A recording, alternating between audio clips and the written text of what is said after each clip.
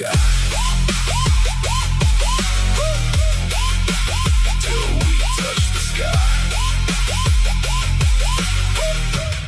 Hey, what up, everybody? This is TG. This is my co-host James. James, how you doing? I'm doing good, doing great. Was not Hey, here last week. everybody. I was on a cruise through the Bahamas. It was nice, nice Yeah, little, I'm jealous. I'm nice jealous. little vacation. But we're I'm back. jealous. We are I'm back. jealous as hell. I'm jealous as hell. I'm not gonna lie. But welcome to the Back to the Spectrum podcast, everybody. Now there hasn't been a lot of news, so we're just gonna talk about whatever news has been out there. But Yeah. first, let's start by because James, I don't know if you did watch the show yesterday's show or not, but we did talk about some stuff regarding Tennessee and DGG recruiting. Do you want to give your thoughts on that while I get the mail? Give me a little bit of breakdown. So, yeah, we could talk about Tennessee recruiting. It's so lovely every time we get on the show. We always find another college scandal when it comes to how we get players to come to schools or how hey um Yeah. I think it's always a mix of something. I mean, I think we've been dealing with this for so long about how certain coaches and colleges just go about getting guys to come to their program. And for me, I think what NIL was supposed to do was limit some of these interactions where it can be a little bit more legitimate, and I think that it's now just turned into. I think it's just more blatant. I think it's just become a little bit more blatant where it's like, hey, we want you to come to our school, but like, also gonna kind of make it feel like an NFL contract to come to our school. Like, you might not stay here the entire time, but hey, who knows? Who cares? Let's pay, get paid, play for us. Uh, Yeah. I I, think I had my words to say about that. I won't yeah. I I think it has to be a better balance. I think we have to redo NIL altogether. I think we need to first look into recruitment as a whole. Like, what can we determine can be what goes into that process? What can we and cannot we do? I think there needs to be more rules put in place. Because you can poach a player to leave a school to go to a different school. We've seen it a couple times, like where kids have committed and then they decommit and go somewhere else because they're offering more money or more value or they're saying this and that or they're protecting something. So I think there has to be some more rules and regulations put into it. I think there has to be a better stretch of, hey, this is what we can do, this is what we can't do. No doubt. And if you ask me about it, I would tell you straight up that, like I said, now Ohio State, I know for a fact they don't want to do this with every kid, so I always give them the benefit of the doubt because they don't do it as much as these other schools. But Yeah. with Tennessee, especially because I've seen their fans talking so much stuff on X, and if you could see just how often that was going on, I had to go in on them and their fans and tell them, guys, no offense, your team has never been that good. You will never be on the level of Ohio State. And the last time you played Ohio State, you got your butt kicked. So, what do you think would happen if you guys went up against each other once again? What do you think would happen? Well, the same old thing, which is you're going to get your butt kicked like you always do. And you're just going to end up getting blown out this time. Because let me remind you of something. You don't got Nico as your quarterback no more, No. for number one. And this is the guy who actually had more heart in that game than any of your players, for starters. Yeah. Truthfully, whether people want to believe it or not, he's the only one who had any heart in that game. And the crazy thing is, I think if he would have stayed at Tennessee, he would have had a better shot. I mean, he's at a program now where you're in a harder conference. On top of the fact the coaching staff doesn't know what the heck they're doing. They've been going through so many mix and match forms. Well, actually, I did see Bob Chenzi get hired, and I got a chance to look at his resume. I'm like, now I don't think it'd be the next Kurt Signetti, but he's a pretty damn good coach. Like, this might be the best hire they made in a while. Hey, I'll take your word for it. If they can build something in UCLA, I'm here to see it, but I also believe that he has a lot to prove. I think when he was in Tennessee, he was looked at as a projected top round pick, where they just wanted to see kind of how he would adapt. Now it turns into, are you still that?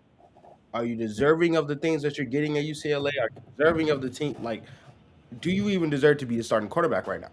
Can you prove these things from one side of the coin? Now, I think if we could trust this coach and he has a plan, I have no doubt. If you can find a system that works for him where he can really adapt and grow, then I don't think I can see UCLA being a top 10 in the Big Ten. Now, I don't know if they can be a playoff team, but they can definitely be a bowl team. You can definitely be a bowl team. Oh, for sure. And here's the thing, and I'll go on the record to say this. I think he'll make them a bowl team this year. Him and his new coach. I think he'll make them a bowl team. At least this year. But for Tennessee, from what I've seen of their team, they're going backwards. Like Yeah. I don't know how to explain to anybody, but they're just going backwards. Like I could not tell you in the slightest just how bad they've been. In a minute, it's like last year their defense took a hit. They think hiring Jim Knowles is going to fix it immediately, and it's like, guys, we're telling you from experience that when it comes to Jim Knowles, his defense takes 3 years, and it depends on how bad your defense really is. Because for Ohio State, 2021 was the worst defense in that school's history, worse than Yeah. 2018 by a mile. That was the worst defense. And the problem wasn't even the D-line. It was the linebackers and the secondary. Like, that's what's Yeah. Jim Knowles' defense helped fix the linebackers and helped fix the secondary. In a sense, even though I will say his defensive, really wasn't helping much with them at times because it took him too long to get his plays put in. But he did help the secondary and did help the linebackers. I'll tell you that. The only thing it did was it hurt the defensive line a lot. Because everybody who complained about us not getting sacks, our guys, just being on the edge, not really getting as many sacks as they should. Let me remind you of something. Those guys had to play within the defensive structure. So for Jim Knowles' defense, while it helped our linebackers and our secondary, it hurt our D-line a lot. It really did. So the best that we got out of our D-line was in the playoffs for us Ohio State fans. That was the best we got our D-line out of because they finally took the shackles off. For Tennessee, while your defense wasn't great last year, that doesn't mean it was the worst. It wasn't. It wasn't. It might not have been great, but it wasn't that bad. And then you hire a coach who just gets off of having the worst season of a defensive coordinator of a defense that we've seen from Penn State. Like, may I remind you guys what happened when Penn State played Ohio State? Look how bad that went. Yeah. Like, Ohio State's offense literally just had the best offensive look they had, like, probably all season. Yeah. And that's because Ohio State knew his defense. Yeah, that plays into Penn State too. Penn State was not in a good place last year. A lot of stuff was going wrong for them, and then you fire James Franklin, which I still don't understand how you fire him after the incredible run he had the year before. That Penn State team was just all over the place. Because of how bad the team played, offensively and defensively. Defensively is what Penn State is known for, and their defense was not showing up at all. It was really hard to watch that defense perform. That's what I'm talking about. Yeah. Because that Penn State defense was never the problem. Like, when Penn State hired Jim Knowles, I was like, I have hailed Jim Knowles for being a great defensive coordinator. But even I have told you, I did not like how his defense went for 3 years. Yeah. I hated how long it took for his defense to get good. But for Penn State, that might have been the worst decision you ever made. Yeah. That might have been the single worst decision you had ever made. Yeah, I didn't understand that move. That's because they went up because Tom Allen had left to Clemson. Yeah. Like, they had to go hire a D coordinator. But it's like, of all the D coordinators, I get that you wanted because, like, well, Jim Knowles won us a national title at Ohio State, so you would think, and he helped get our defense so much better. So you would think, in your mind at least, that he could probably do that for your defense. No, he couldn't. I'm sorry, buddy. Like, y'all defense would have had to have been seriously bad for him to even do that. Because that's what it took for Ohio State's defense to even get good, was because of how bad it was from 2021. So yeah, he can take over that kind of defense. But if you're giving him a good defense with actual NFL talent, that man does not know how to make the most out of that. He knows how to make the most out of lesser talent, but a defense full of NFL talent, yeah, this is where you're gonna get it messed up. Yeah. Especially if it's already good. So no, like, I'm not trying to say this to like kind of mock Tennessee, but I'm like, you guys are always acting like as if y'all been at Ohio State's level with this DGG recruitment. Because here's the funny thing. Ohio State's willing to do things for DGG that y'all are never willing to do. I mean, my boy Troy Smith pretty much says it right here about Jim Knowles. And even tried to use the jack position, which, let's be realistic, you cannot be that gimmicky at Ohio State. Like, I get you want to do it with certain people, like, for instance, Arvell Reese. Yeah. That would have made a lot of sense because of how Arvell is built. But trying to do it too much, especially in a defense that didn't need it, they just needed to get better. And you could have, and not only that, if you really wanted to use the jab position, why were you not using CJ Hicks in that manner? Why were you not using Arvell Reese in that manner? So I'll get on that when it comes to that. So thank you, Troy. But it's just true, Yeah. whether people know it or not. I'm Go ahead. No, it's all right, guys. Let me tell you something. It's the thing about the whole Tennessee thing, and I've talked about it on my previous show. You guys know it. You guys can go back and watch it if you haven't already. But I talked about the countless about DGG and what it would be like for him to go to Tennessee, as well as why Tennessee will never be seen on the same level as Ohio State, no matter how much these Tennessee fans run their mouth. I respect Tennessee. I like Tennessee. But it's like, come on, dude. Come on, dude. Get real. Get real. I'm sorry, people, but it's incomprehensible to me why Tennessee fans keep talking as if they're good. If you met on the field with Ohio State right the heck now, you would get whooped tenfold right now. You 100% would get whooped tenfold. It's not even a discussion. It's not a debate. It's not really much of anything. I mean, in a short video I made earlier on, or should I say yesterday, actually 2 days ago actually, that I made, I talked about how Ohio State dominates Tennessee in program metrics and also beats them in every single thing. Not only in the metrics, but also on the football field. The other thing is it's about Tennessee's inability to develop. If you guys haven't seen it, and I'm about to pull up something real quick about Tennessee real quick, because there's a graphic that shows it about Tennessee and why, if DGG or anybody did go there, it's not really a good thing for them if they did, because, their ability to develop is just horrific, actually. They're great at recruiting, terrible at development.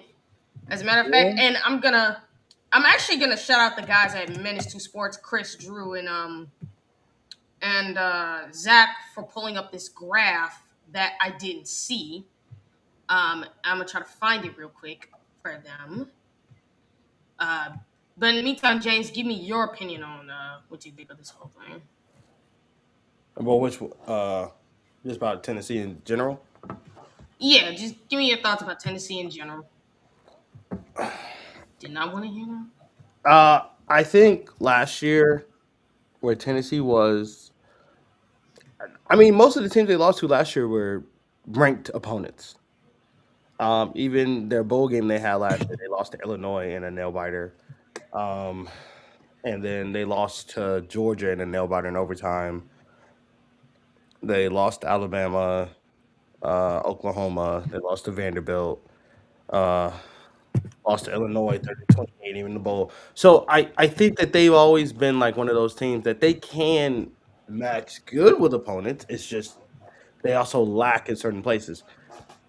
In this case, when we're talking about recruitment of adding value to a team and where they lack and where they don't lack, I think Tennessee is still trying to. They have an identity base, but it's not the great. It's not the greatest identity base. It's I. not. It's not. They've gone backwards actually, I feel which is like kind of funny. this season we're going to see some more holes in Tennessee than what we're expecting. Now I don't know. I can't say if Nico was still there, that if he was still your starting quarterback, would that change where you guys are?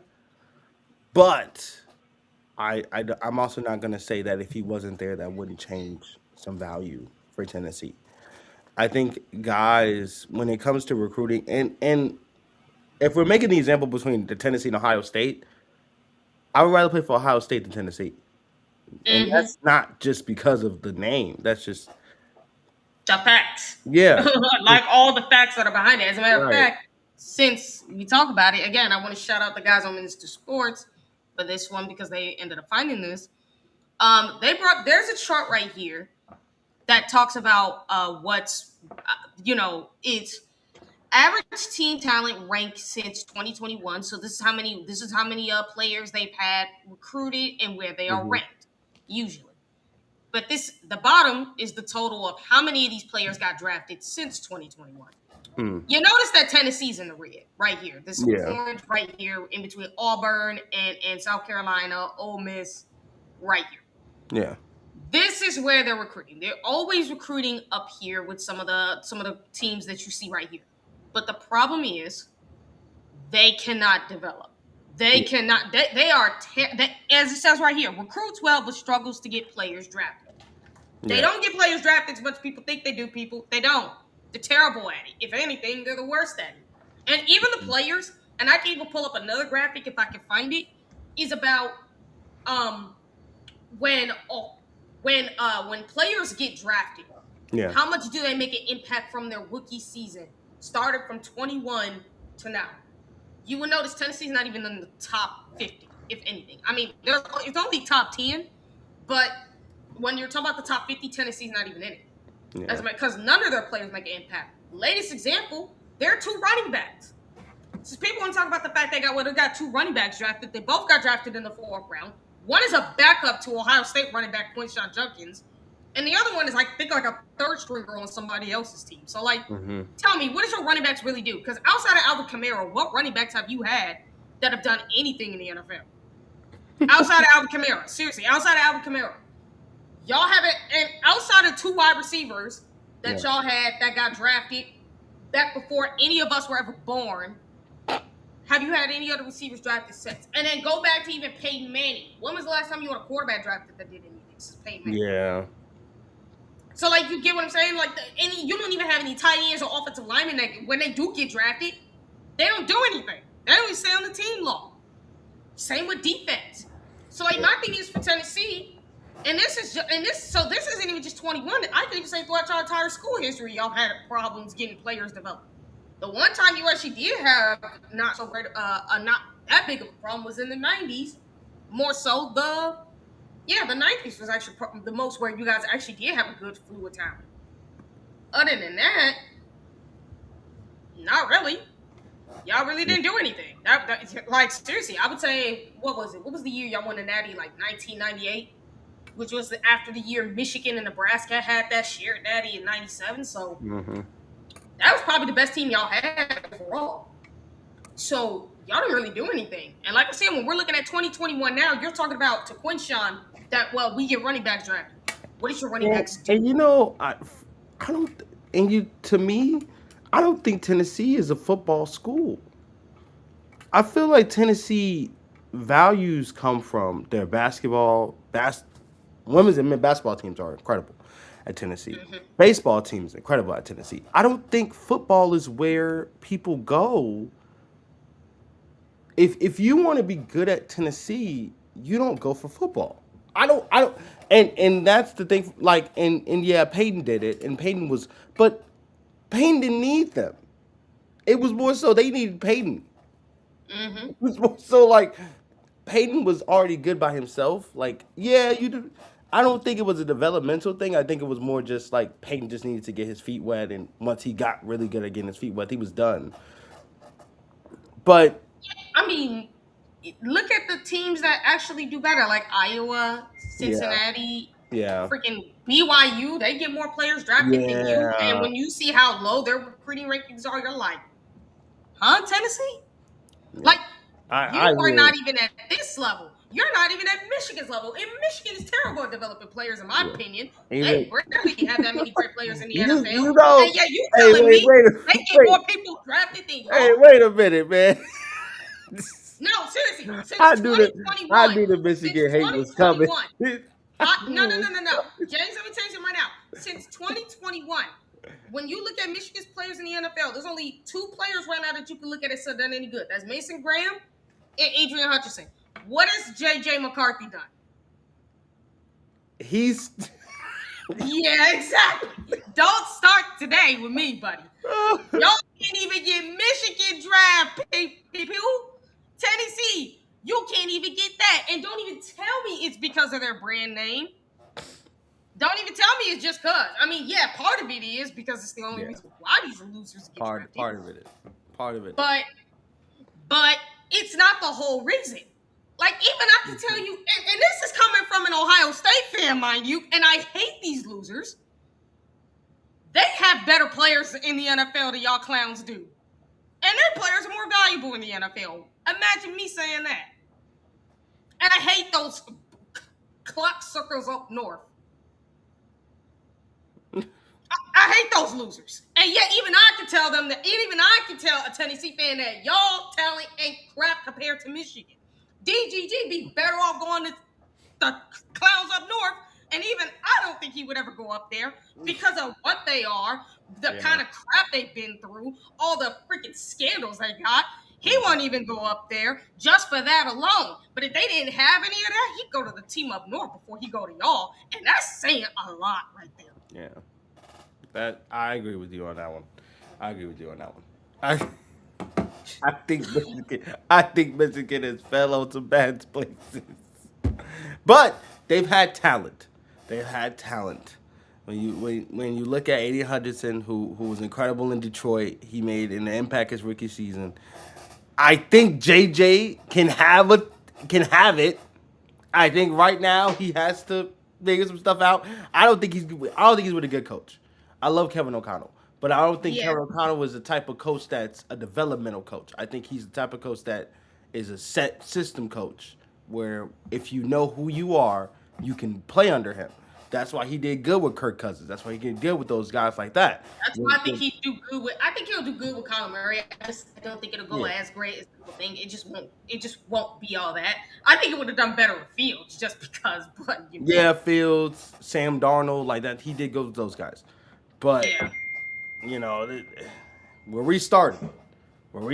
Yeah, but imagine me saying that as an Ohio State fan, that I'm telling you DGG be better off going to the team up north and going to Tennessee. And I hate those clowns. I flat out hate those clowns. I hate those clowns. I hate them.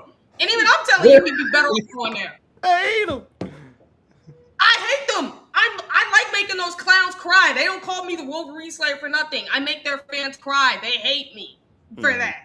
But even if I'm, as an Ohio State fan, is telling Tennessee fans that, imagine how embarrassing that is. And like I said, those guys' talent in the NFL really don't do much. But they do more than Tennessee's talent. Like, if I'm a freaking NFL team, I'll take Michigan talent before I take Tennessee talent. And that's telling you a lot. Like, and again, you guys have freaking Peyton Manning, and you didn't even win a natty with this guy. Yeah. All the great players you've had. Like, first of all, can anyone even remember what Alvin Kamara's season was like in Tennessee? Because I don't. I don't. I only know him for what he did with the Saints. I know he went to Tennessee. I don't know his season. But okay, now wait a second. Okay, dang, because you're not wrong. I didn't, and I like Alvin Kamara. He was a good running back. He was strong. Yeah, no, that's the point though. Like, I know he's a great running back. The problem is, but then again, that's what we're talking about. Alvin Kamara was set. he really didn't need to be developed at Tennessee. He was more so already knew he was going to the draft. So it was more so he just had to get a little film tape, and they were like, okay, we're good. We got it. Yeah, as We a see matter of it. fact, think about this. He didn't even commit there at first. He started off at some smaller school, transferred up to Tennessee, and that's how he got there. When Tennessee fans tried to talk about saying, "Oh, well, Quinshon Judkins an Ohio State running back. He only went there for a year. Alvin Kamara only went there for a year. You idiots. Yeah. He transferred to Tennessee for a year. You idiots. And then left. And then left. So don't tell me you guys. So do you think that smaller school from one of the smaller D1 schools that's like a community college in some sense? Does he just seriously, no joke. Do you think that you own Alvin Kamara by that same logic? Like apply that same logic to Alvin Kamara, who wasn't even a Tennessee commit. Quinshon Judkins is Ohio State because he ended there. We say Alvin Kamara is from Tennessee because that's where he ended his career. I always tell Ohio State fans, I know we want to take credit for Joe Burrow, which in a sense we kind of can, but not really, because guess what? He finished his career at LSU. I would love to try to take credit for that boy, but let's be realistic. He finished his career at LSU, so he's an LSU quarterback. And he's known, and I feel like Joe Burrow is more known for the LSU time than the Ohio State time. But of course, he's more known for that. I mean, even with LSU. Jaden Daniels, like he's like, if we look more at known for LSU,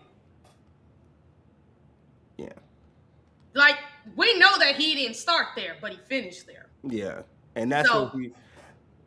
And even Quinshon Judkins can tell you too that when it comes to Ohio State, it was the best decision he made to transfer there because he was tired of carrying Ole Miss on his back. And now Ole Miss has to carry more stuff on their back. Legit. He and not only that, he also hated the culture there. He hated like Jamison Williams. He's known for being up Alabama. Ohio State fans, we don't take credit for him because we don't have to. He finished his career at Bama, and it's actually where he played his best. Now, look, he played at Ohio State. It's just that he played better at Bama. Yeah. And this also goes for Notre Dame fans. Let me tell you something straight up. Stop thinking to yourselves that Quincy Porter and Mylan Graham are going to amount to anything at Notre Dame. I'm sorry. I love those two. I will tell you straight up that both those dudes have the potential to be among Ohio State's greatest wide receivers. They did. They had the potential. Here's the problem. They only had a year at Ohio State. And we've seen what happens to players who don't have more than 3 years at Ohio State. You never last. And at least for Jamison Williams, as brought up here, he went to Bama, which is known as wide receiver U. When is the last time Notre Dame was known? Receiver U. Yes. They were in the conversation. Alabama, Ohio State, and LSU, all three in the conversation of wide receiver U. All three. At least he went to a school that could develop wide receivers. What the heck does Notre Dame do? You do not develop receivers. You never have, really. I mean, maybe a couple here and there, but not really. Not even to the level of freaking Clemson. So, no. Yeah, I'm waiting for Clemson to have that run again where they can be one of those top defenses like they used to be. That's if Dabo stops hiring his cousins. But at least you got Tom Allen. He might make your defense a lot better. But it's like, again, for Tennessee, it's like, look at where you're at right now. Like, you're talking about DGG, he can get drafted. If he gets drafted, it's because he's already good. Yeah, that's true. But here's the reality. And this is just the reality for each and every single one of you. And answer this question. Would anyone even remember what he did at Tennessee? Because if I can't even remember what Alvin Kamara did at Tennessee, what makes you think I'm going to remember what DGG did? All right, you got a point. You got a point. Right? His uncle talked about, hey, legacy. Yeah. I mean, hey, you know what, Troy? You're right. He did. Ohio State got embarrassed worth for riches. That's why he transferred. And he should have, honestly. It's probably the best decision for his career. It was the best decision for Jameson's career. He had to leave. I'm not going to lie. And you know, if I'm looking at Notre Dame's schedule this year, I mean, their schedule ain't all that. It's not. And that's what I'm saying. Because here's the problem with, I think we talked about this, from them being like not a part of a conference. Yeah. And they're kind of freelanced. they get like not like they don't really get Tough teams competition. conference opponents, and then if they do make the playoffs, they're not used to the competitiveness. Yeah, And I I mean, it would think take that's what them messes having like an everything up. easy path. That's what it would take for them. Is they have to have an easy path to the national title game, just like they did in 2024. They had the easiest path. Yeah, But the toughest they competition didn't they play did a lot face, of they didn't play hard the teams. toughest competition they faced was literally before the national title game was Penn State, and Penn Yeah, State's Penn known for State was the take. toughest one. Yeah, Yeah, Penn State was tough. and what is Penn State known for? Big games.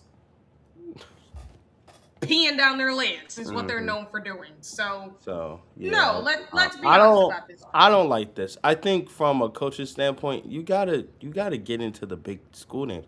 You're not going against nobody ranked, and it's Notre Yeah. Dame is a team that you're supposed to at least play two teams that are ranked, at least to give yourselves that competitive edge of at least understanding before you make it to the playoffs. If that is the case, like you're going against teams that can give you a fight, but like, come on now, North Carolina. I love Bill. Bill Belichick, Yeah. incredible coach. We saw what he did in New England. He is not a great coach in college, and is not. He is. Although, again, I get what he's trying to build at North Carolina. It's just that it's not being executed the way it should be. And Yeah. I don't know if he's the right one to do it. Like, I think if he implemented the system, say, like, let's say this, he was part of a front office for college football, Yeah. it might work out better. In the front office, I think he would be a part of, would be mostly Ohio State, just because Ryan Day's a Bill Belichick fan. If anybody didn't know that already, he's a Bill Belichick fan. So if there's any way that would work, it would be with Ryan Day. And Ryan Day would implement it in no problem, and that would help out recruiting tremendously for them. Yeah. And Ohio State gets to be unfair for the heck of it. No, they would. They'd be completely unfair. They're already hiring, flexing their muscles, hiring a bunch of NFL people. But, that's just the reality. With Bill Belichick, I think it would work out great in college. You just need the right coach to implement it. And given how young Ryan Day is at 47, he's already has NFL experience. He's already trying to turn Ohio State into more of an NFL kind of program. It's like it would work at a place like Ohio State. Like it wouldn't work at Texas. I know that because they're too collegey. It wouldn't work at Yeah, Bama they're because they're too. too Yeah, collegey. they're too college. Even though and that's like another- schools that are too collegey won't work. It could have worked at Georgia, but Kirby Smart's too much of a stubborn prick. So it's just He is. funny. No, he is though. He's not going to change how he wants to do his program.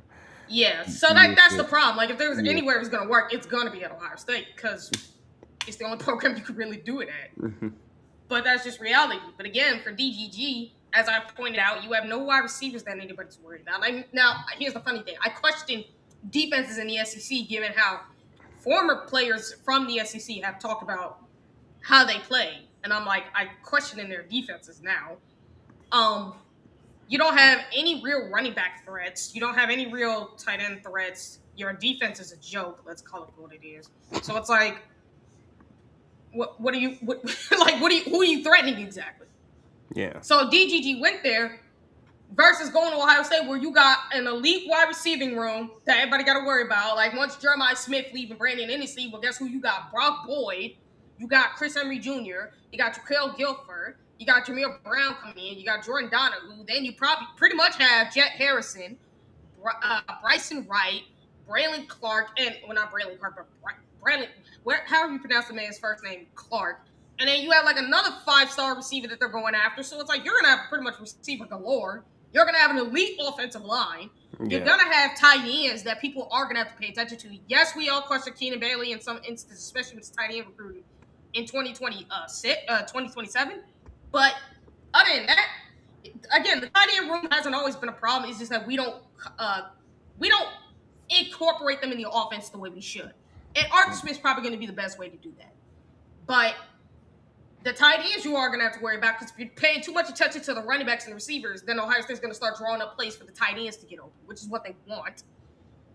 So on offense, DGG came here, and on top of that, he's got a full stack running back room where he can just not have to carry the load so much, and he can just sit back and relax and have tread on the tires for when he goes to the NFL, which wouldn't be the worst thing because look how well that worked out for Travion and Quinshon. Yeah.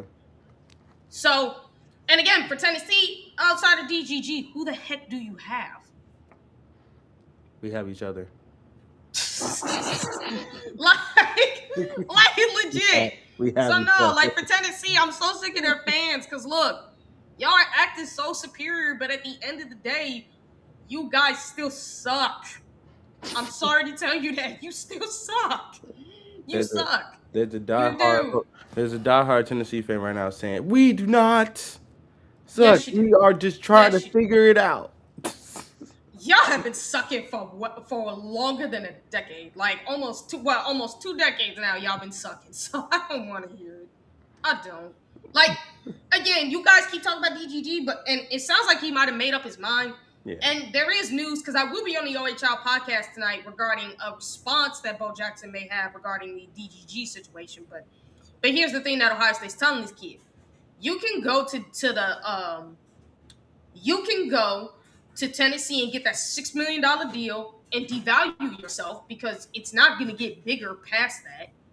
Or you can come to Ohio State like Jeremiah Smith did, because we only gave that man a 1-year contract, and we told him you can earn more money the more you prove it on that football field. So you could do what Jeremiah Smith did. You take less money, you put a bet on yourself, and you go out there and put it all out on that football field. And if you show everybody just how generational you are, like Jeremiah Smith did, you will earn even more money.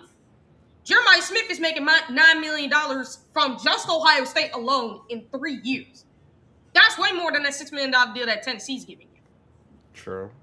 That's $3 million. And guess what? What? He's also got $22 million NIL deals from Adidas and from Red Bull, and he's got other multi-million-dollar freaking sponsorship deals from other companies.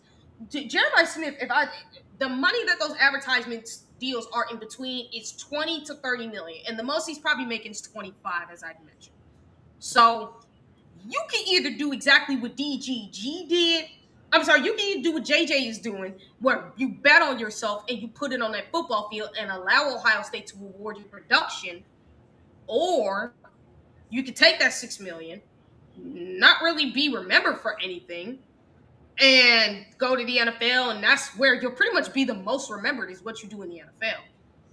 Or you can leave a legacy here in college that people will actually remember by going to Ohio State, still going to the draft, still doing what you want to do, because his uncle had mentioned it. He said something about, you going to Ohio State, what kind of legacy are you leaving behind? Well, let me tell you something. If you're elite at Ohio State and you're one of the greatest linebackers to ever play at Ohio State since Archie Griffin, since Ezekiel Elliott, since J.K. Dobbins, because to me, those are the top 3 running backs in Ohio State's history, are those 3 dudes. If you're able to beat out all 3 of them dudes, if you're able to have a historical season better than all 3 of those dudes ever did, then guess what? You put yourself among the greatest that have ever played in the game. Because if you really think about it, Ezekiel Elliott, Archie Griffin, J.K. Dobbins, I think when you're talking about the greatest players to ever play college football, they're up there in that top 30 range. Maybe top 20 even, given what they've done in college football. Especially for J.K. Dobbins, who had 3 1,000-yard seasons, and in his 4th year of college football had a 2,000-yard season. And name another running back that did that, other than maybe some of the guys from the lower schools like Christian McCaffrey and them. Who, funny enough, I remember more about them than I do about Alvin Kamara at Tennessee. Which what does that tell you? That I can remember Christian McCaffrey at even a school that's not as big as Tennessee, more about his season. And I can't remember a dang thing that freaking Alvin Kamara did at Tennessee. What does that tell you? What does that tell you? The differences have changed.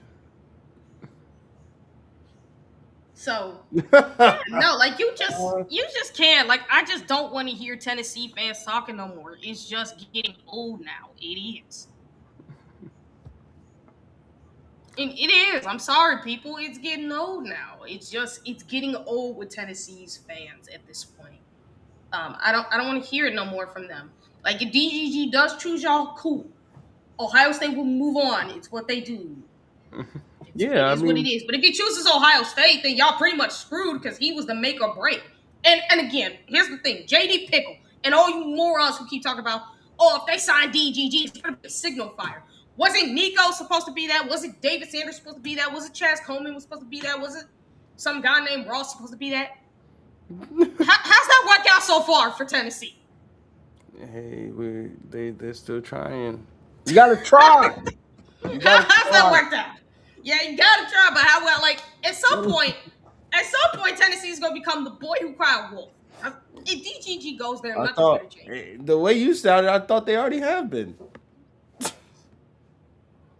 That they've been the boy who cried. That's how it sounds to me.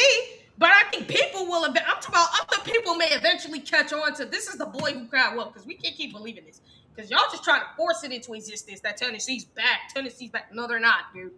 No, they're not. They still suck, and they're going backwards right now. So until they can show eliteness, and again, I do not trust Josh Heupel. And I can't even believe I'm saying this. Again, people, this is coming from me, and I hate this coach. I do not trust Josh Heupel more than I trust Lincoln Riley when it comes to offense. And what the hell does that tell you? What the H-E double hockey stick tell you that I, TG, who has meticulously been ripping Lincoln Riley as a cosplaying head coach, and I'm telling you that I don't trust Josh Heupel with offense like I trust Lincoln Riley. I don't trust him with quarterback like I trust Lincoln Riley. What the heck does that tell you? Cosplaying is insane. He is cosplaying as a head coach. He is. He's an offensive coordinator cosplaying as a head coach, dude. He is. I'm sorry. Ain't nothing about that being changed. It's just facts. What you call it? Just facts. Man. Like even, and I'm gonna tell you guys this straight up. Like again with Tennessee, you guys want to act like you're so tough. I want to see how well you guys do against USC in the trenches because I've seen 2 SEC teams get abused by Tennessee in the trenches. Oh. I'm not Tennessee, by USC. I mean, and USC got a heck of a lot better this year. They really look good. I got to see it on the field before I believe it because I don't trust. I don't ever trust Lincoln Riley ever. But I'm not gonna lie. If I see Tennessee against Lincoln Riley and USC, and y'all are getting bullied by a Lincoln Riley team on the football field, I don't want to hear your mouths ever again. If you get bullied by Lincoln Riley squad, especially, mainly with how soft that fool is, I don't want to hear your mouths again. If y'all ever face USC and you're getting bullied, because I know a lot of Tennessee fans might go back and say, well, y'all playing them this year. I'm like, I don't expect Ohio State to get bullied by Tennessee. They won't. Maybe Tennessee will cause some problems from time to time, but they won't bully Ohio State. They ain't that. But Tennessee, though, no, y'all offensive line and defensive line has been an absolute joke at Tennessee. It has been. It's been a joke. If y'all play against Lincoln Riley and them and y'all get bullied, I don't want to hear Tennessee fans ever again. I don't want to hear you again because you got bullied by the softest coach there is in the Big Ten. You heard it here first, guys. I don't want to hear it ever again. I don't. So don't get bullied by Riley. Don't. Just don't. Because y'all get bullied on the football field by a lot of teams. Y'all get bullied by a lot of Ohio State. Let's be realistic. Go back to 2024. Y'all got bullied. You got your teeth kicked in. Your D-line wasn't ish to Ohio State, and it still wouldn't be today. You would get bullied by Penn State. You would get bullied by the scumbags up north. You would get bullied by Indiana. You would get bullied by Oregon. I know that for a fact you get bullied by Oregon. You would get bullied by Northwestern. Yeah. You would get bullied by Michigan State, because I know for a fact Pat Fitzgerald ain't going to have that with them. You would get bullied by Iowa. If you get bullied by Lincoln Riley right now, that would be 9 teams in the Big Ten that would absolutely just bully you off the line of scrimmage. And I could probably name a couple more that can bully, like Minnesota. They could bully your butts off the freaking line of scrimmage. Like, tell me when I'm wrong here. Like, you are playing in a SEC where y'all lines of scrimmage are not as tough as it once was. It's not. Because now you're in an era where everybody can pay. And now, since everybody can do it, everybody getting the talent. So, let's see how well y'all work that out. We see how well it's worked out for you thus far. So, no. I had to agree. With that. Yeah. So, no. And again, for Tennessee, what culture do you have, too? That's the other thing. Like y'all talk about y'all building something special. Like, since when? You say this every year. And how does it pan out? The one year you make it to the playoffs, You push the quarterback that helped you make the playoffs away, and you ain't made it ever since, and you get a quarterback that's even worse than him. I need to see how you guys do this. Because, like I said, I don't trust Josh Heupel's ability to develop quarterback. I trust Lincoln Riley a lot more, which, again, that tells you a lot what you need to know. So, I need to see how y'all gonna do this. Because if your defense comes out here playing like butt cheeks, don't say Ohio State fans didn't warn you about how to know this defense. Because we warned you. We warned you what was going to happen. We told you that the first year your defense was going to be straight hot doo-doo. Y'all didn't look at Penn State. Go look at the Penn State game. Look how Jim knows Ryan Day's offense. Does he? The Ohio State offense has changed 3 times. 3 different offensive coordinators in 3 years. So it ain't the same offense. But Ohio State know that man defense. And they know exactly how to attack. The same way UCLA did when they put BTA to Penn State.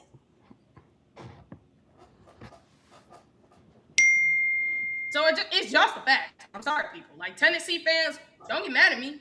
It's just a fact. And if you hate me, I don't care. I will make you cry just like I do scum fans. I'll make them scum fans cry. They hate me because I tell the facts. And they can't say anything else. They can't. Because I throw the facts in their face. Like, for instance, they tried to do the whole 14-2 when Ohio State won their natty and that them and Indiana went undefeated. And then when you bring up the fact 2002 Ohio State went undefeated, then they shut the heck up. Because it's like, see, stop playing that narrative. Don't act like as if we never went undefeated before. Because we have. Long before any of you. As a matter of fact, Ohio State was the first team to do that. To win a national championship undefeated. They were the first team. You dumb idiots. Whether people know that or not. They really were. They were the first team to go undefeated and win a natty. That's what's crazy.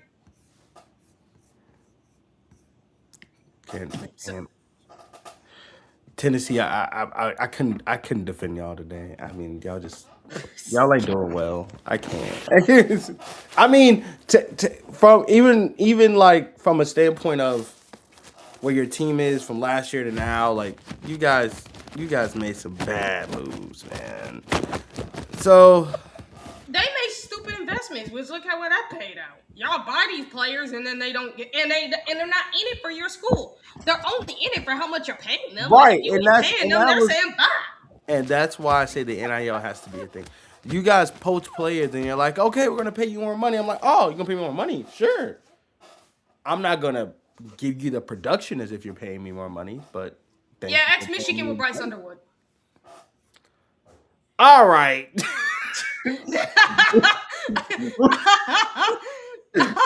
All right. He's a freshman. He's a freshman. Yeah, that's what Michigan fans say. But guess what? He better quit running his mouth then. He better quit running his mouth because that's why he gets targeted. And he should have stayed right at LSU. I don't know why he left. Because of the $12 to $15 million bag they giving him. Of course you're gonna turn that. That was a crazy bag. And yes, Jessica, my girl Jessica in the chat, she know what we talking about here. Oh, that was a crazy bag they gave that man. Just for y'all to then fire the coach and go through another scandal. Yeah, and guess what? Because you guys are paying him $12 freaking million, it's like 15 freaking million dollars. That man ain't even trying to put out the production. Not even trying. Because he don't expect anybody to be. And that's the other thing, too. With teams like DGG. With DGG going to a place like Tennessee. What competition is he getting? Because if I'm him, I got no reason to play hard for y'all. I don't. Now, he ain't that type of kid. I'll tell you that right now. He's not that type. But I'm telling you, you paying me the money, and there ain't not a single back in that backfield that's going to give me a challenge. Why the heck would I have to try hard for y'all?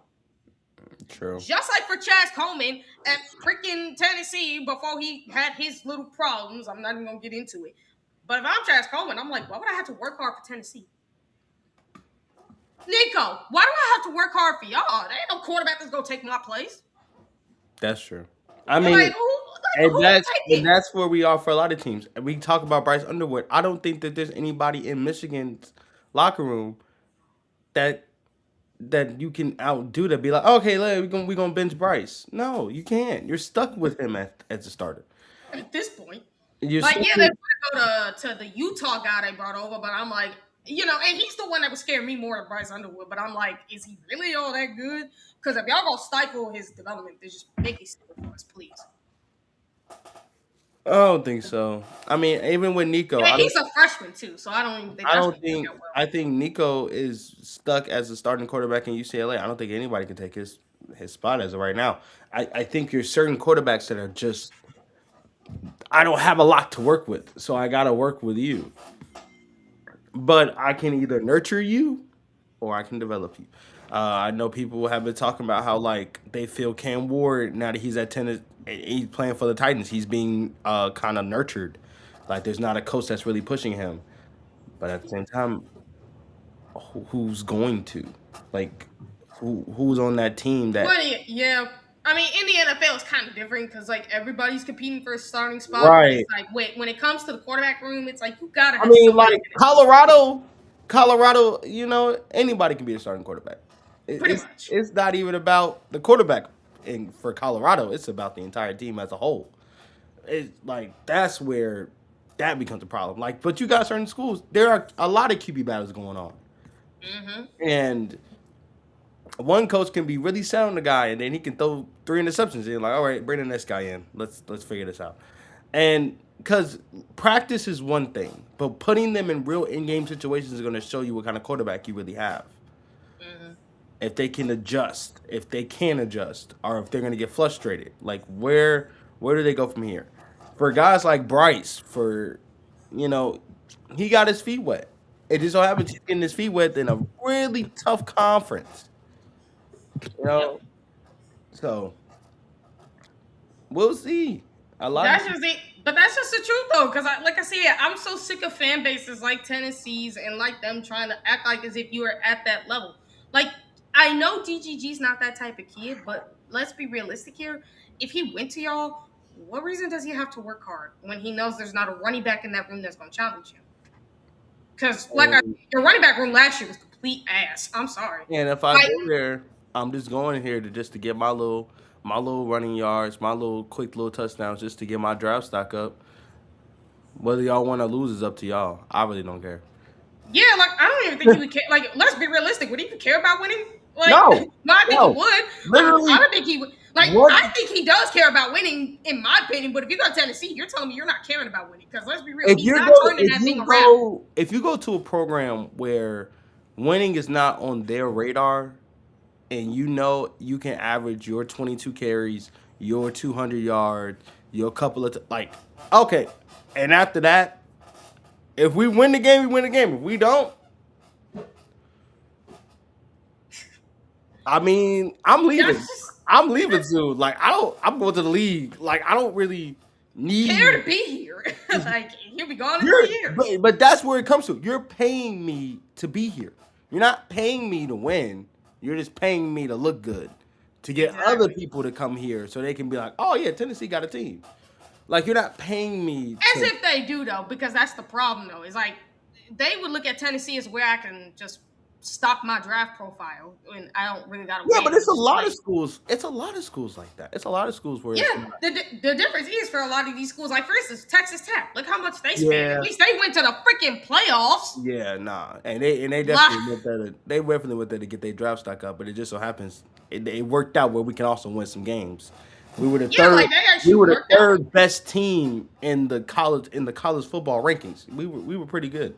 I was like Texas, like it's certain like crazy enough Michigan. You can go to Michigan to get your draft stock up. Crazy enough, You could. you could. You could. You could. That's the unfortunate part. But a lot of these schools, like for schools like Tennessee, I don't have to work hard for you. You're gonna pay me regardless. There ain't nobody gonna get that's and better than that's me. and that's the sad part about the NIL thing. And like Yeah. a lot of Like these schools, for DGG, he went to Ohio State. You got Bo Jackson, Isaiah West, Legend Bay, Turbo Rogers. Like you got 4 running backs in there that you gotta compete with.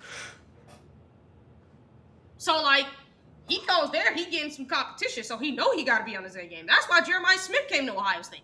If Yeah. he went to Miami, he ain't got no backup behind him. Oh, If he in if he would have trouble. went to Nah. if he would have went to Miami, he would have. I mean, I think the only good year would have been this year. The year, Yeah, this year would have been the only good year he had. right? Same with FSU. They tried to offer him a boatload of money. I'm like, Jeremiah Smith went out to work hard with y'all. Yeah. He came to Ohio State because they like he should get some That competition here. that would He have gets definitely been a draft stock thing, and I'm getting out. Like yeah. that That would have would've been a draft stock thing.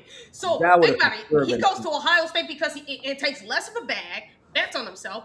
Not only gets his draft stock level up to a point where he's the number one overall player in college football, but he gets competition here at Ohio State. Like Ohio State gives him a reason to fight for his spot because he said it openly in an interview. Actually, he said, "Here at Ohio State, they don't need me; they can replace me."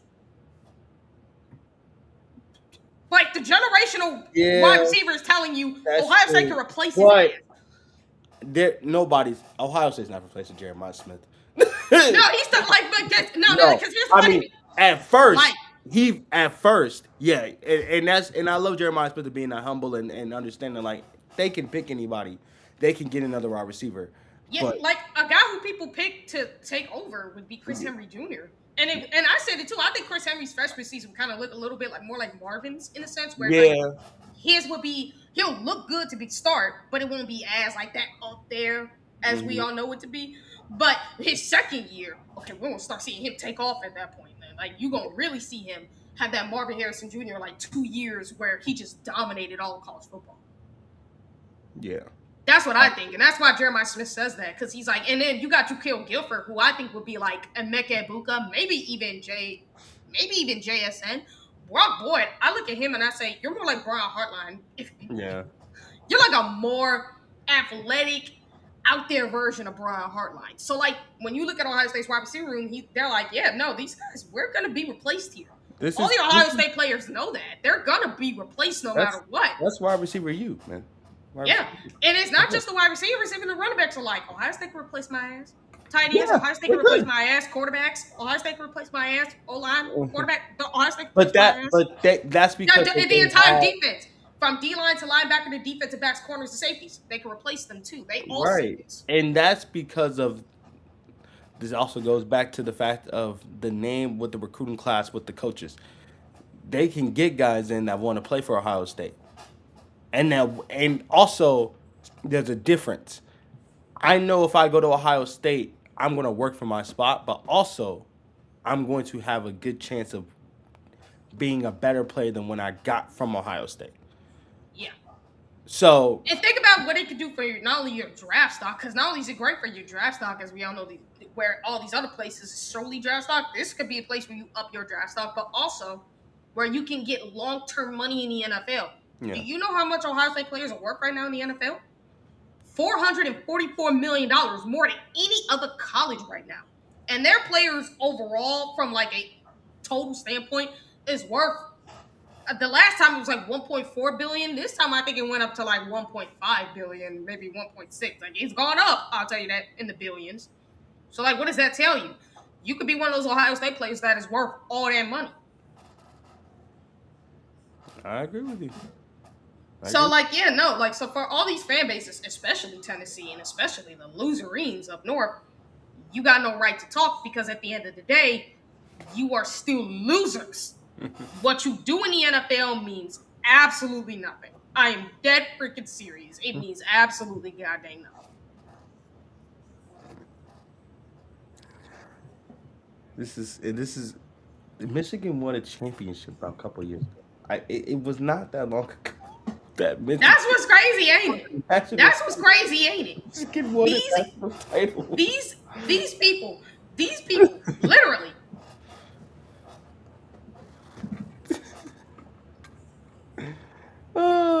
They won a national title. Their coach left after another scandal. Oh goodness.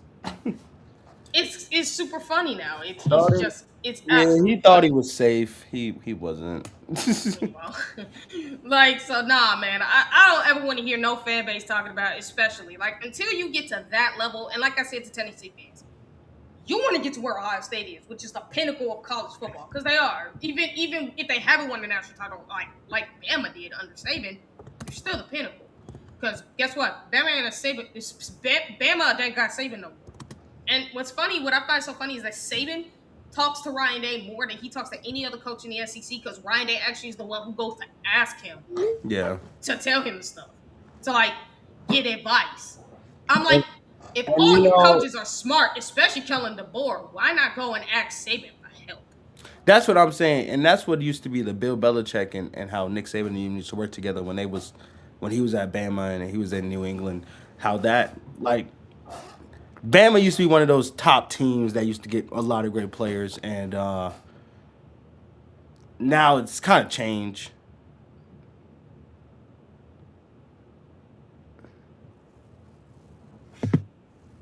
It has. And yeah, Jessica, you ain't wrong. Like, she ain't wrong about that. They did. They did. They did. They cheated. But you know what's funny? Tennessee had cheated a lot themselves too, but at least Michigan got something to show for it.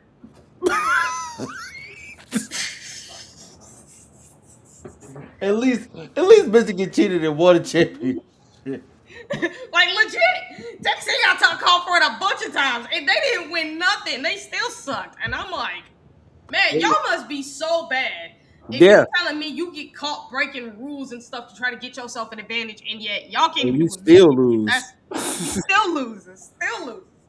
I That's what's funny. Now, they didn't do no advanced sign stealing like Michigan did, but dang, y'all did some stuff. I gave you the answers to the test and you still failed? How? How? Like, yeah, they didn't do no advanced sign stealing like Michigan. I caught you halfway, and this answers was still wrong. Good. Right, like, look, they didn't do no advanced sign stealing, like I said. They didn't do no advanced sign stealing like the scumbags up north, but god dang, dude, y'all still tried to break some rules to get some advantages on the football field, and y'all still couldn't win. Yeah. That's just horrible. I'm sorry. Like, y'all are a sad program. If you're telling me that you can't even do a Michigan right, then you are a sad, sorry program. Come on, you can't even do a Michigan right. Like, you can't even do a Michigan right. Like, you can't even. You like, can't that's what they call it. Right. That's what they call it back at the schools. Hey guys, you got to run a Michigan. What? You do. You gotta do a Michigan just to win. You can't even do that right. You can't do a Michigan right. Like, Michigan did it wrong the first time. The second time they did it right. It was like, let's try it again. Can't even do that. It just can't even. Everybody became this thing. And by the way, before we head off, because I know we're like an hour and 6, I do want to get your thoughts on, since we talk about the scumbags up north, how about we? Because I talked about the 24 scandals, technically 25, because there are some allegations of assault against a woman that Justice Spiro forgot to put up there between the hockey and the basketball team. That happened like a while ago. That happened like a couple years ago, actually. So tell me, what do you think about all the scandals that War Emanuel had under him since 2016? He couldn't catch a break. I'm so sorry for him. I used to look up and I looked up and I used to be a news story, especially with when Jerron Harvard was the coach out and for Michigan's Wolverine team, and then the football team just kept getting a scandal and a scandal list. I'm like, what's going on in Michigan? Yeah, okay, but nah, this took the cake. All the more stuff took the cake for me. I'm like, so wait a minute, let me get this straight. It's not even just the more stuff, like it's the lawsuits that's coming after me. Yeah, it's the lawsuits.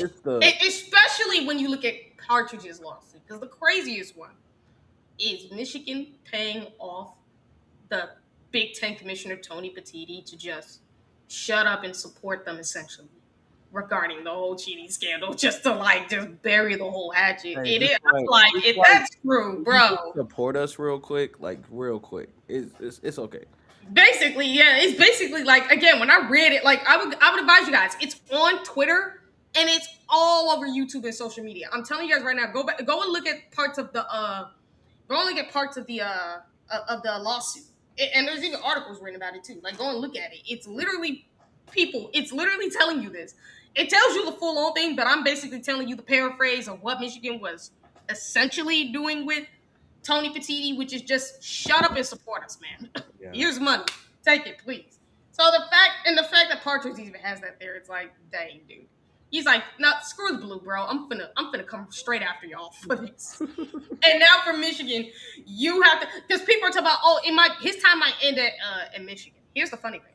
I question this. Only if it does end, it's only because they have to pay him. Because what Michigan has to understand is, it wasn't just Ward Manuel. It wasn't just Ono. It wasn't just Jim Harbaugh.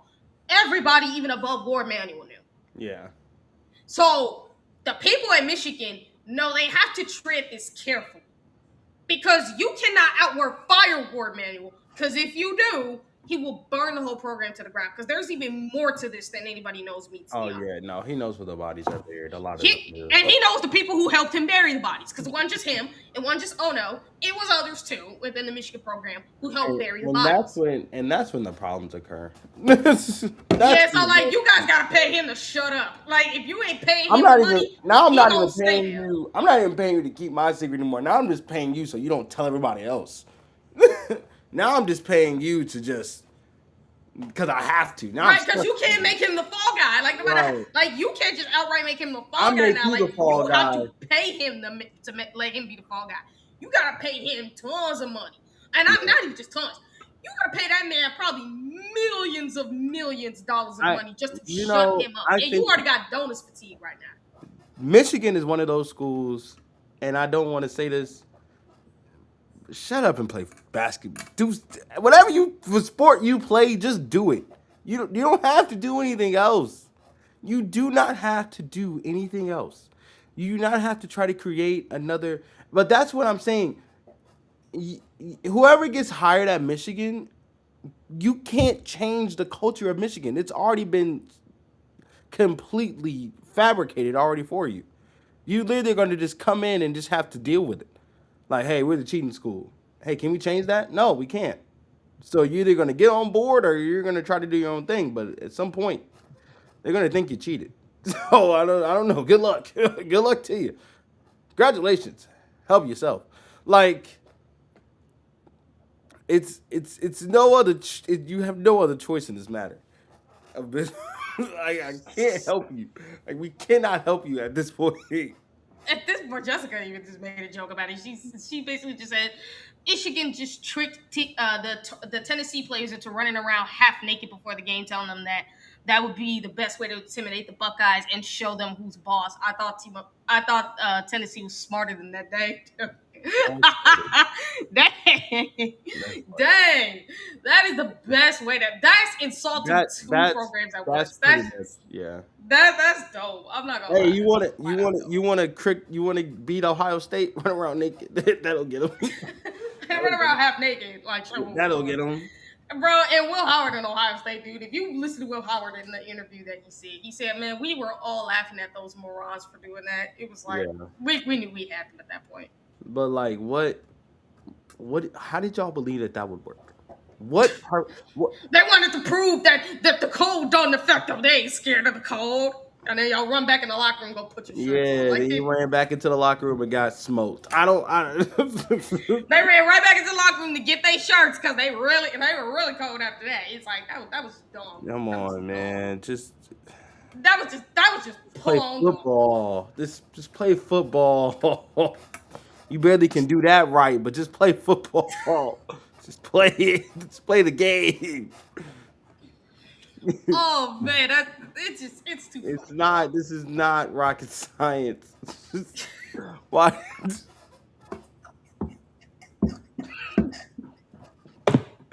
I don't understand it. I don't understand what you want. We can't do this. You can't look at me and say we are a dominant team. No, you're not. No, you're not. Why are you trying? Who are you trying to convince this of? Us or you? I feel like you're trying to convince you because we already know who you are. I stand it. That's the dumbest thing they could pull. It really is. It's the stupidest thing they could pull. Like, legit, when they ran out there like that, I laughed my ass off when I watched it, and I know I was mad at Ryan Day for the Michigan game, and I'm like, Okay, I know Ohio State winning this. If you telling me you idiots doing something that's stupid, like Yeah. no, I'm sorry, no. Yeah. And then y'all proceeded to get BTA and get your players knocked out of the game, and Nico's helmet cracked twice after that. Like y'all just and y'all offense conceded to get bullied, and your defense conceded That's to on the get bullied. offensive line, man. You gotta put some blame somewhere. Why? It's not yet. I mean, but But it's not that's even like just that though. Their defense was getting bullied like no tomorrow. if I'm you like, like, and sometimes I look at certain teams, and I know as a quarterback, and I think Shador had like called out his line one year at Colorado, and everybody was like, he shouldn't have did that. That's you don't bring your teammates down. They not the ones getting hit with full force off the left and right ends. Like that hurt. I'm not. I'm hurting. You guys need to block. And if you can't block, get out the way and let somebody else block for me. Then I don't know, but we should call out players. Literally, we seen in the Super Bowl a rookie starting left end getting bullied, bullied the whole game. He's like, the whole game. I'm gonna protect my quarterback. You didn't protect Then me. you got bullied off the freaking line of scrimmage like multiple times. Like, shut up, dude. You did not protect me. I was Just hurt. that's the line when we say, just shut up and play, please. Yeah. Just shut up and play. Don't run your mouth, because as soon as you don't, you know how it's gonna go. I remember I think Caleb Williams had came out when he got drafted, and I think like the Bears had drafted like a punter. Yeah, he said the punter ain't gonna punt Yeah, that much. he's like, What happened? hey, The bro, punter punted all season. you're not gonna have to do nothing. You're alive. He was always out there. Even when they made the playoffs, they were still punting punts. Like, bro, Yeah. Come on, man. Like, dude. Come on, And I brother. expect that to be the case to go on to 2020-6. It's gonna continue. like that. Like, shut up, dude. Shut up. Shut up. Like Bryce Underwood, he's like, oh, it's over for Ohio State. Then you proceed to get whooped all game. You can't even complete a pass to save your life. You coming out saying, I'm the greatest quarterback in Michigan to come out of Michigan. Watch how this year you end up getting your ass whooped across the field by Oklahoma, by Ohio State, and by all the other teams you're playing this year. Watch how you proceed to get and that you can't even complete a pass. Like, watch how that happens. That's what happens to people like them. You run your mouth and you proceed to get punched in it. I don't get it. Yeah, like just shut up and play, you morons. Yeah, Stop running your mouth. You got no reason to talk. I don't, and I respect trash talk. The Richard Sherman, one of the best trash talkers in the game. But he could back it up. But he can back it up every single night. Yeah, that's the thing. Like, I respect trash talkers when they can back it up. I don't if your ass can't back it up, shut your mouth. I respect trash talkers that have proven themselves. If you're a freshman or you haven't even touched the snap yet, and you're talking stuff against veterans that have done what you've done 10 times over, I don't understand. Like, for instance, like, if there was anybody who could have talked his smack in his freshman year, it's Jeremiah Smith. Oh, yeah. That's a guy who can talk to smack in freshman year, because that dude was making historical rounds from freshman year to beginning. So that's a dude who can talk his mess. Anybody else, shut your mouth. You got to respect the guys that have been there before you, and if you can get lucky, you get a shot, get the shot, but don't mess with your shot. But for anybody else, for any other team, let me tell you something. If you ain't proving yourself. For teams like Tennessee, if you ain't done nothing in years, bro, if y'all steady talking trash and you thinking you the ish, put it on the football field first before you start running your mouth. Yeah. Look, y'all had that one good year with Hendon Hooker and that one good year with Nico. Y'all ain't done nothing since. You're going to have to show me. Pull up. You got to pull up. Look, Ohio State, like, I don't care how much people hate Ohio State fans. Even the greatest Ohio State haters have said this. Ohio State fans can talk that shit. Their team has been doing it for the longest. They can talk their stuff. Ohio State fans can talk as long as their team is winning and competing for national titles all year long. They can talk however they want. And it ain't fake confidence like Scum. It ain't fake confidence like Tennessee. It ain't fake confidence like any of these other schools. It's a program that has proven it for generations. Yeah. When they first were struggling because they had to figure out how to play football, and when they figured it out, they just dominated from that point forward, and they never looked back at football. And they're the only program to have consistent dominance in college football. Even if they're not always winning a national championship, they're still at the top. They're still competing for national titles. They're still doing it.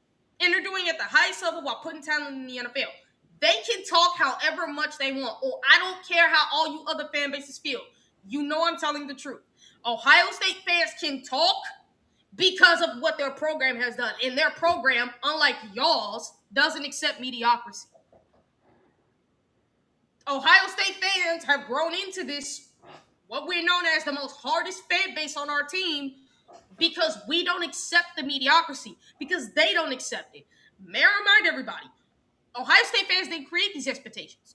Ohio State, the program themselves did. And fans grew into it. And Ohio State fans Ohio State wants their fans like that because they want their fans to hold them accountable when they screw up, so it keeps them from being average. They don't want to be mediocre. They don't want to be at where a lot of these other schools are, where they have down periods. They don't want that. They want to be elite all the time. And that is expected from anybody who comes into Ohio State, no matter who the next generation is. The expectation will always be the same. And you know what's even funnier too? You know, y'all can talk about y'all alumni. Y'all alumni don't care for y'all school like Ohio State does, because Ohio State's alumni actually try to make sure the program stays fit. A lot of them even come back to be coaches. What does y'all's do? Just talk to recruits just because you want them to? Like, do they come back to try to help y'all at all when it comes to development of players? I'm just asking.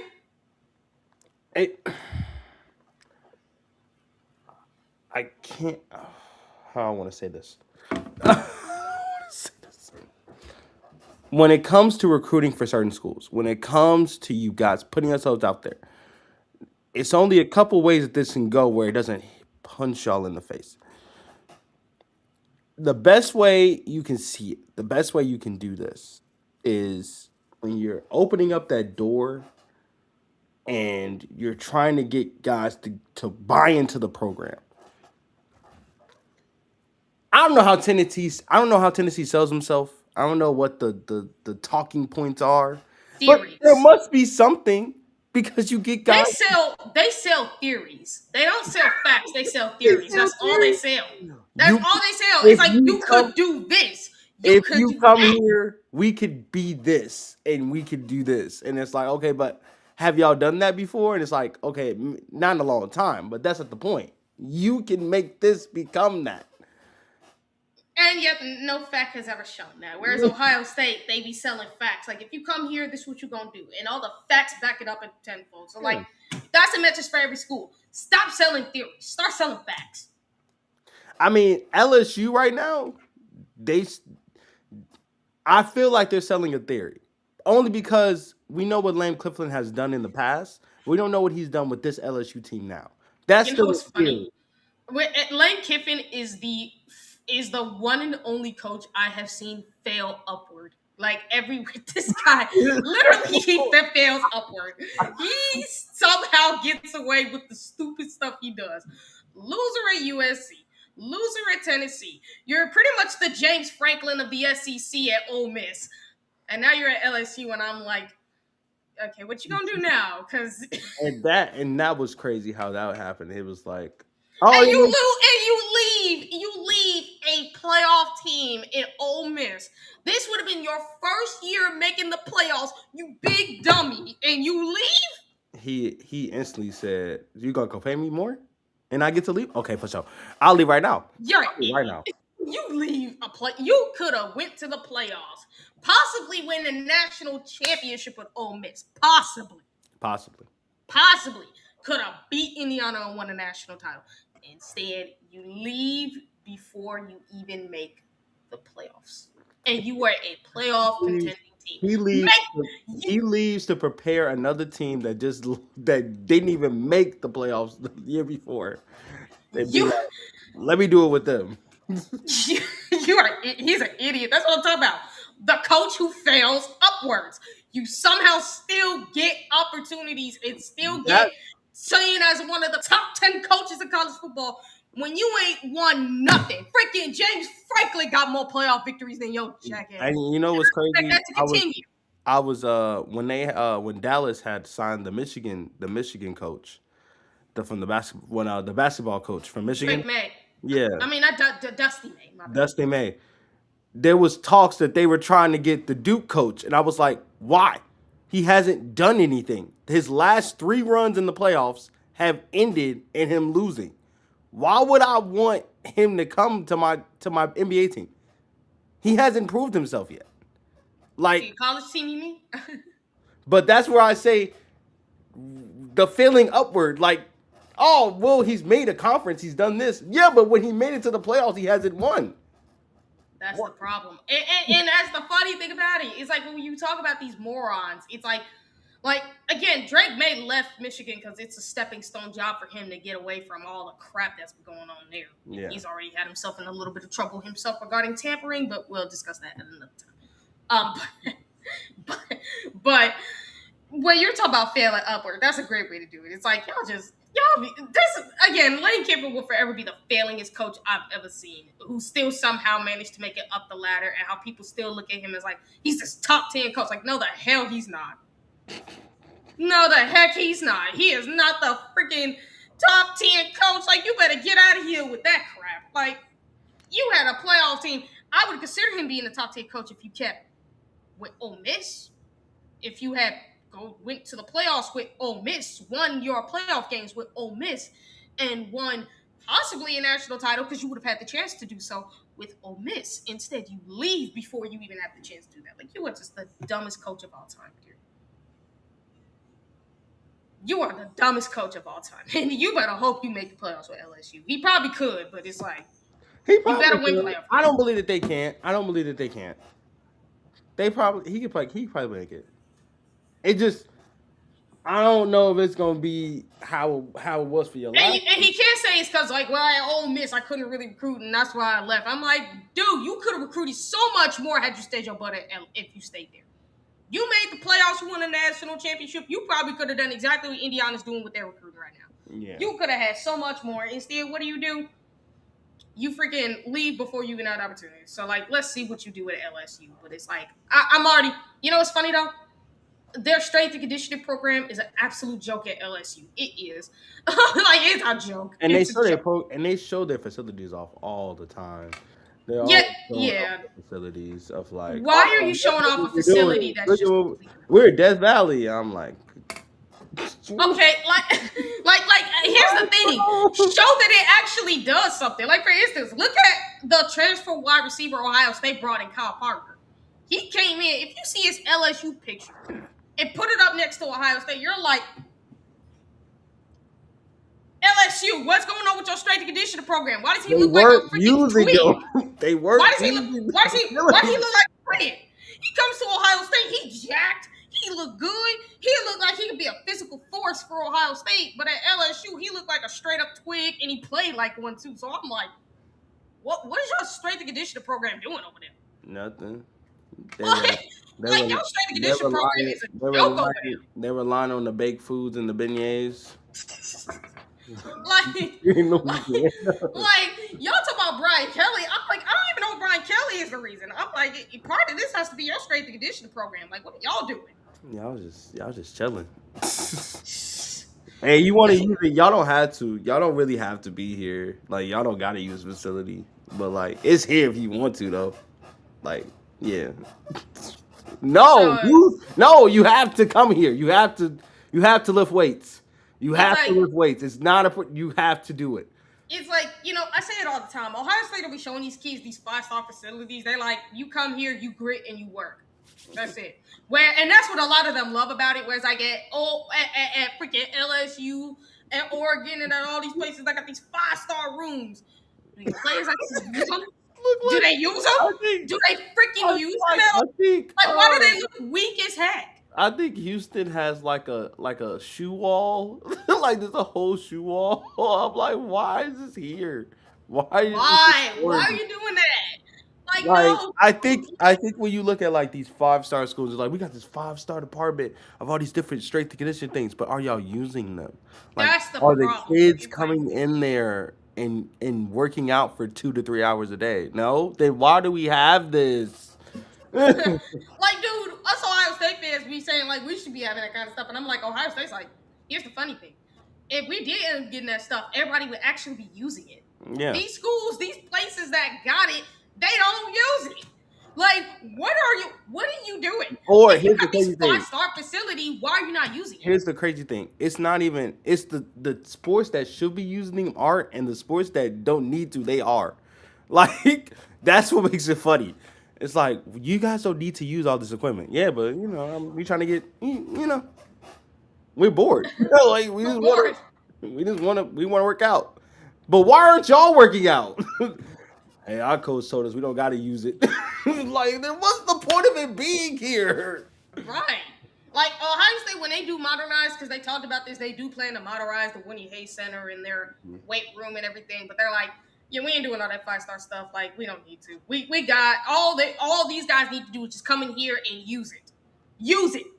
They're gonna use the machines that they need. They're gonna use the waste that they need. They're gonna use the stuff that they need. We ain't doing that 5-star crap because most of that crap they probably not even gonna use. So, what'll be the point? So, Yeah. yeah, like at least Ohio State being smart about it. They're like, nah, if y'all come here, it's gonna be real and it's gonna be gritty. Like you're gonna be using machines that you actually need to use. And that's what a program should feel like, especially when it comes to you getting your body in shape. It should feel like that. Yeah, and not only that, but also when it comes to recruiting, I'm like, y'all should be like, instead of focusing on them Lamborghinis and all that other crap, like, how about actually coach these guys to be elite? Stop showing them the Lamborghinis. Stop showing them the fancy cars, all the 5-star stuff that they can have. Because then at that point, what are they doing this for? I mean, you can do that in the NFL, and I'm fine with that. You do that in the Like in NFL. the NFL, that's one thing, but for these college kids, no, you can't show them this. They will not work hard for it. You're just giving it to them. Yeah. Ohio State, like, you ain't getting any of that here. You better work for that, buddy. Like, you better You go to better- a car dealership You can and do get that. that. You can get that in the league. You ain't getting that from us. Right, like you get that crap in the league, you ain't getting that from us. Like you think what you think this But is? but like even then, like when you look at the glamour lifestyle of being an athlete compared to like what the work is, it's not the same. We can talk about money all day. We got guys in the NFL right now that have barely gotten any snaps, but is making what 10 to 15 mil a season, and they aren't even on the field. Right. So So it's like money gonna come. It's where your production is. If you want to be looked at as one of those top guys in the league, or you just doing this to make sure that you have money. If you like want, like again, I always bring up Ohio State, but they're the greatest example to use in all this. They have players that play, they make multi-million-dollar contracts, but then you got those who sit on the bench or who are part of special teams who don't really do much, yeah, and they're still making like $10 to $15 million because they actually do contribute in some form or facet to the football team, even if they ain't the best. hey, listen. I know everybody. I play Madden and everything. Be like, I don't need no kicker. We going on for fourth down every single time. Yeah, that's you guys. The NFL, these kickers make money because they are important. Yeah, like look, that works in games. That They works in do. games, which I'm actually planning on doing at some point. But that works in games, but that don't work in real life, people. That don't work in real life. They need That to don't work in real life unless the kicker absolutely sucks. right, but they'll pay these kickers 30 to 40. And you know what? 40 That actually works in college football because a lot of the kickers in college football aren't worth all that. Yeah. So that works in college football. But that don't work in the NFL, buddy. Yeah. And guess what? College football teams are starting to see the importance in kickers because they're like, Yeah, okay, we can't have this. Like again, we've been riding Ryan Day about that, and it's like he finally got a kicker in that Baylor kicker they got out of Portal who actually can make game-winning 50+ yard field goals. So like, finally, thank you. Maybe we can start paying these kickers and start getting kickers and then paying them when they produce They're what they're important. supposed to do on the football field. Like, 'Cause they it's are- getting important, especially with how things are coming with college football now. yeah, because Like, it's getting semi-NFL. You need kickers. for sure. I agree. So, yeah, no. Thanks, guys, for spending time with us. Like, we went over like an hour and 30. Like, we well over. Like, it's been long. We appreciate But y'all for locking in with us. yeah, we appreciate all y'all who stuck with us for this long. But it was like a multitude of stuff that we pretty much feel like we could just talk about. Because like I said, there was no headline topic. It was just topics today. So Yeah. you guys can check me out on the OHL podcast tonight, soon actually, because I will be on there with Eric talking about Bo Jackson and his response to the DGG thing. And we'll see what it's about. And after that, you guys catch us on the super secret show, the Asylum, as we call it, on the Patreon. So make sure you guys head over there now and wait for us to come onto the show. And we have a special guest coming on the show from what Eric has said in the earlier video he did regarding recruiting. So again, thank you guys for tuning in. Love you guys. Hope you guys can be out there. Stay out and peace. Peace. Thanks for tuning in to the Spectrum Podcast. If you guys haven't already, hit that like, share, subscribe, turn on those notifications so you guys never miss an episode of the Spectrum. But also put a comment down in the comment section down below to help us get our algorithm out there to more people, so that way more people could tune into the Spectrum Podcast. At the end of the day, we thank you guys for tuning in and expect more shows coming from the Spectrum Podcast. All right, guys. Again, thank you.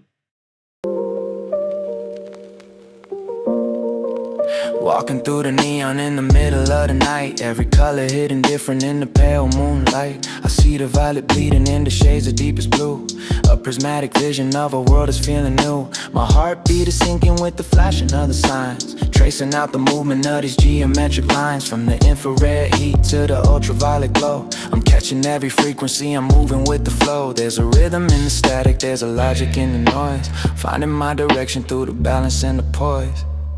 It's that spectrum vibe, yeah, we're living in the light, breaking through the prism, shining beautiful and bright. From the shadows to the summit, every color has a name. In the spectrum of the spirit, no two souls are quite the same. Yeah, we're riding on the wave, caught inside the